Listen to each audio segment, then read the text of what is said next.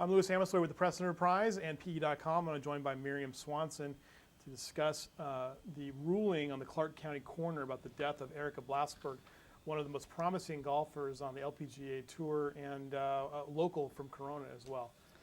Yeah, the results just came in, or the report was just released, and they've concluded that it was in fact suicide.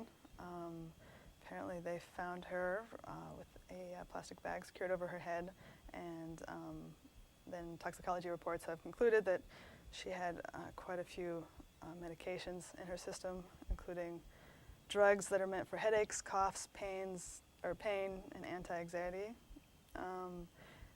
Another additional piece of news in the case is that there's been an arrest warrant issued for Dr. Thomas Hess, who apparently was the one who made the 911 call. He also altered the scene and took what was a suicide note and hid it in his car. Right.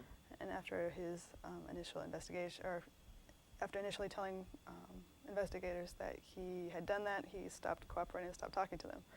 So I don't know if that had anything to do with the 3.5 months that it took to come to this conclusion, Right. but that's where it stands. The quote from the coroner was, quote, "While asphyxia was the primary cause of death, the presence of prescription drugs in Ms. Blasberg's system was a significant factor." So obviously all the prescription of the drugs and then some of the other evidence too that they came up with as well, probably a contributing factor in that investigation, the Right. length of it as Right. well.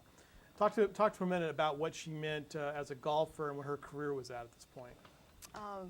She was struggling some on the LPGA, but after taking some time off, it looked like she was on her way back. She had just played in a tournament in Mexico and finished 44th and had a really good final round. And according to her friends and her father, who was working with her after kind of a break between them two,